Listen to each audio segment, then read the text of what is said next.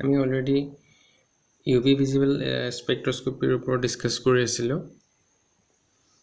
আমি আজি চাম some structural effect on electronic spectra এতিয়া ৰেজনেন্সৰ কাৰণে কি ধৰণে যোনটো লেমডা মেক্স ভ্যালু হয় হেতু কি ধৰণে সলনি হয় এনে কি হয় এটো কম্পাউণ্ড চোৱা ইয়াতে ৰেজনেন্সৰ কাৰণে ইয়াত বন্ড লেংথটো বা যোনটো কনজুগেশনটো এক্সটেনশন হয় আৰু এক্সটেনশন হোৱাৰ কাৰণে ইয়াতে কি হৈছে লেমডা মেক্সৰ ভ্যালুটো বেছি হৈছে এটো কিয় হয় এটো হয় যোনটো এনাৰ্জি গেপ অলপ পাছত মই এটো তোমাক ভালকে দেখাই দিম তোমালোকক যোনটো এনাৰ্জি গেপ হয় এক্সাইটেড ষ্টেট আৰু গ্ৰাউন্ড ষ্টেটৰ মাজৰ এনাৰ্জি গেপটো কমি যায় যেতিয়া তোমাৰ কনজুগেশনটো দীঘলীয়া হয় বা এক্সটেনশন হয় মানে যদি এটাৰ ঠাইত যদি তিনটা ডাবল বন্ড থাকে উইথ কনজুগেশন তেতিয়া হলে কি হ'ব লেমডা মেক্সৰ ভ্যালুটো বেছি হ'ব লেমডা মেক্সৰ ভ্যালু বেছি মানে ফ্ৰিকুৱেন্সিটো কম মানে এনাৰ্জি কম নহয় জানো এতিয়া যোনটো এক্সাইটেড ষ্টেট হেতু মানে কি কৰে কমাই দিয়ে গ্ৰাউন্ড ষ্টেটটো একে আছে কিন্তু যোনটো এক্সাইটেড ষ্টেট হয় হি এনাৰ্জিটো কমি যায় গতিকে এনাৰ্জি গেপটো কমি যায় গতিকে ৰেজনেন্স যদি থাকে কোনোবাটা ষ্ট্ৰাকচাৰত তেতিয়া হলে ডেফিনেটলি তাৰ যোনটো লেমডা মেক্সৰ ভ্যালু হেতু বাঢ়ি যাব মানে এনাৰ্জি কমি যাব এনাৰ্জি গেপ এটো এটা এক্সাম্পল এটো 319 আৰু এটো 377 নেনোমিটাৰ ঠিক একে ধৰণে হাইপাৰ কনজুগেশন ইফেক্টটো ৰেজনেন্সৰ ইফেক্টে হয় একে হয় ইয়াতো এটা এক্সাম্পল চোৱা এটো কম্পাউণ্ডটো ৰেজনেন্স আছে ইয়াত ৰেজনেন্স আছে নহয় জানো এটো ডাবল বন্ড আৰু এটো কাৰ্বনিল যোনটো পাই বন্ড আছে এটো তোমাৰ কি হ'ব ৰেজনেন্স হ'ব আৰু ইয়াতে আৰু এক্সট্ৰা কি আছে এটা মিথাইল গ্ৰুপ লাগি আছে গতিকে তিনটা হাইড্ৰোজেনৰ কাৰণে ইয়াত হাইপাৰ কনজুগেশন হ'ব পাৰে গতিকে এই দুটা ষ্ট্ৰাকচাৰৰ এটো যেহেতু হাইপাৰ কনজুগেশন পসিবল হয় তিনটা হাইড্ৰোজেন আছে গতিকে এইটো ক্ষেত্ৰটো যোনটো এক্সাইটেড ষ্টেট হয় হেতু মোৰ ষ্টেবল হৈ যাব গতিকে ইয়াৰ ক্ষেত্ৰটো কি হ'ব del E টো কমি যাব এনাৰ্জি গেপ অৰ্থাৎ লেমডা মেক্সৰ ভ্যালুটো ইয়াত বেছি হ'ব এটা এক্সাম্পল মই জাস্ট দিছো এটো বেলেগ বেলেগ ধৰণে আহিব পাৰে ষ্ট্ৰাকচাৰ বহুত বেলেগ ডাঙৰ হ'ব পাৰে তোমাৰ 3-4টা ৰিং দিব পাৰে বা পাকাৰ্ড ষ্ট্ৰাকচাৰ দিব পাৰে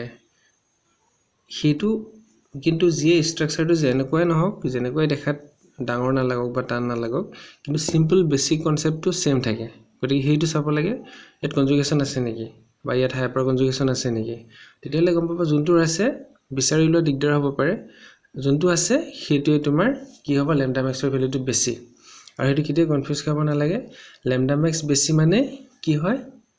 বাথক্ৰমিক শিফট আৰু বাথক্ৰমিক শিফট মানে কি হয় ৰেড শিফট বুলি কয় আৰু ৰেড মানে কি ওয়েভলেংথটো বেছি হয় গতিকে ৰেড শিফট হোৱা মানে লেমডা মেক্সৰ ভ্যালু বেছি গতিকে লেমডা মেক্স ভ্যালু বেছি মানে আমি কি বুজিম আমি বুজিম যে মলিকুলটোত কনজুগেশন থাকিব যত কনজুগেশন বেছি থাকে বা যত হাইপাৰ কনজুগেশন বেছি থাকে আৰু হাইড্ৰোজেন বন্ডিং যদি কোনোবা এটা কম্পাউণ্ডত হাইড্ৰোজেন বন্ডিং আমি দেখা পাওঁ এই দুটা কম্পাউণ্ড দেখাত কি হয় ইয়াতো হাইপাৰ কনজুগেশনৰ কনসেপ্টটো লগাব নোৱাৰি বা কনজুগেশনৰ কথা আহি নপৰে ইয়াতে গতিকে ইয়াত এটা আহিব হেতু হৈছে হাইড্ৰোজেন বন্ডিং ইয়াত হাইড্ৰোজেন বন্ডিংৰ পসিবিলিটি আছে অৰ্থ পজিশনত আছে ইয়াত পেৰা পজিশন ইয়াত নাই যেহেতু হাইড্ৰোজেন বন্ডিং আছে হাইড্ৰোজেন বন্ডিং হোৱাৰ কাৰণেও যোনটো মলিকুলটোৰ এনাৰ্জিটো কমি যাব মানে কি হয় হাইড্ৰোজেন বন্ডিং ফৰ্মত থাকিলে ই সহজ মানে মলিকুলটো এটা ষ্টেবল ফৰ্ম পায় মানে হাইড্ৰোজেন বন্ডিং হোৱাৰ কাৰণে আৰু ডেফিনেটলি হি সৰু ইফেক্টৰ কাৰণেও মলিকুলটোৰ যোনটো এক্সাইটেড ষ্টেট লেভেলটো এনাৰ্জিটো অকমান হলেও কমি যায় গতিকে ইয়াতো তোমাৰ লেমডা মেক্স ভ্যালুটো ইয়াৰ কাৰণে বেছি হয় due to hydrogen bonding formation hydrogen bonding মানে কি বাথক্ৰমিক আৰু বাথক্ৰমিক মানে হদাই ৰেড শিফট হেতু বাৰে বাৰে কৈ আছো এটো কেতিয়াও কনফিউজ নাখাবা আৰু হাইড্ৰোজেন বন্ডিঙে নহয়, কনজুগেশ্যনে নহয়, হাইপাৰ কনজুগেশ্যনে অকল নহয়, ষ্টেৰিক ইফেক্টেও প্ৰভাৱ পেলাব পাৰে। কি ধৰণে পেলাব পাৰে মন কৰিবা, এই চাৰিটা সদায় মনত ৰাখিবা।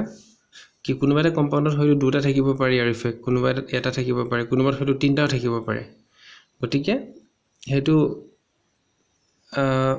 সেইটো কনফিউজ নাখাবা মানে। ইয়াতে এইটো আছে ট্ৰেন্স ফৰ্মত, এইটো ষ্টিলমেন ষ্ট্ৰাকচাৰ, এইটো ট্ৰেন্স আৰু এইটো চিজ হয়। আৰু ইয়াতে কি হ'ব একদম চিম্পল, ইয়াত যিহেতু অৰ্থ পজিশ্যনত মানে চিজ পজিশ্যনত আছে,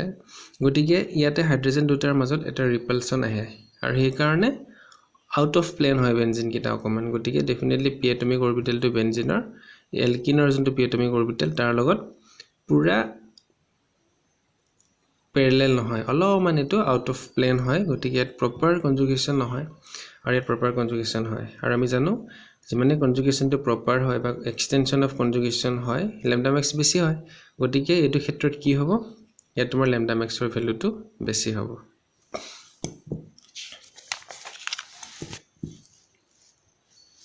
এতিয়া চোৱা, যদি আমি এনাৰ্জেটিকেলি ভালকৈ ড্ৰ কৰি চাওঁ, মই কৈছোঁ অকণমান পাছত দেখাম বুলি যে কৈছিলোঁ,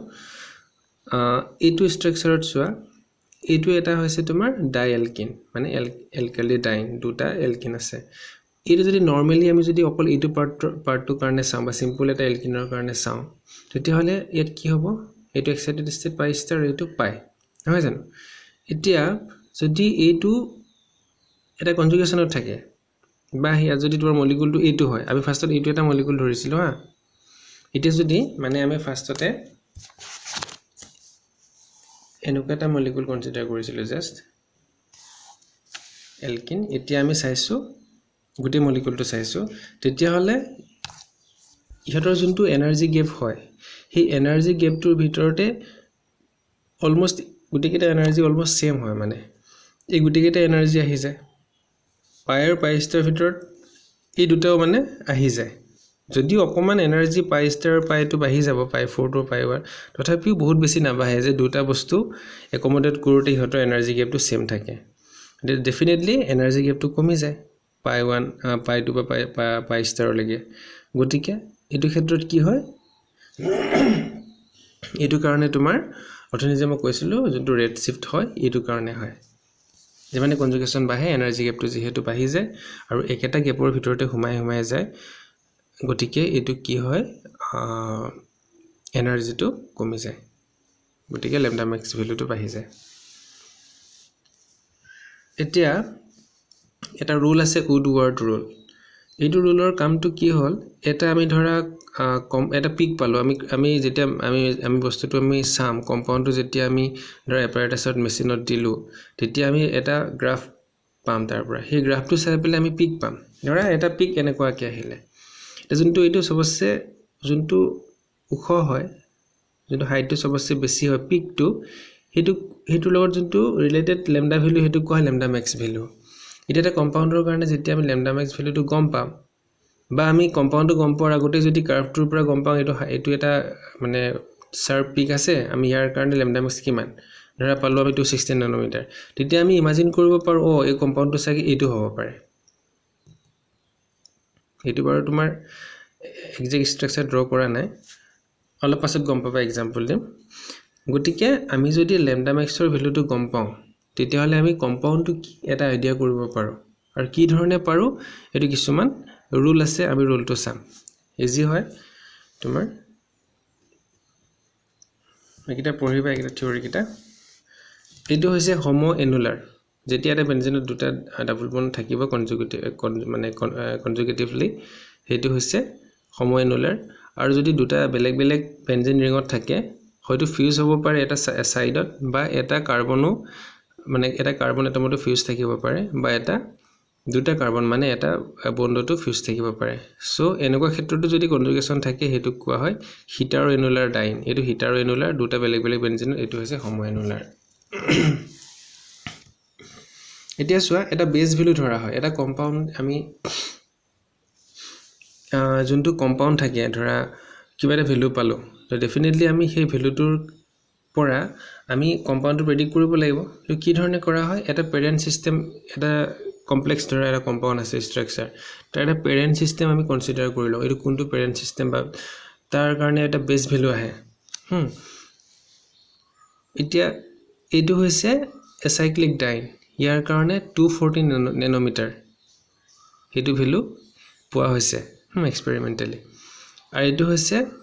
হিটাৰোএনুলাৰ ডাইন অলৰেডি এবিলাক কৰি পেলাই পাইছে মানে ভ্যালু কিটা ইয়াৰ কাৰণে 214 গতিকে হিটাৰোএনুলাৰ আৰু এসাইক্লিকৰ কাৰণে সেম হয় হিটাৰোএনুলাৰ এই এনেকুৱা আৰু এসাইক্লিকৰ কাৰণে সেম হয় কিন্তু হোমোএনুলাৰৰ কাৰণে ভ্যালুটো বেছি হয় 253 নেনোমিটাৰ আৰু যোনটো পেৰেণ্ট সিস্টেম গম পাবা অলপ পাছত এক্সাম্পল প্ৰবলেম আহিব আৰু যোনটো পেৰেণ্ট সিস্টেম তাৰ লগত লাগি থকা এলকাইলৰ বা ৰিং ৰেচিডিও এলকক্সি এমাইন ইবিলাকৰ কাৰণে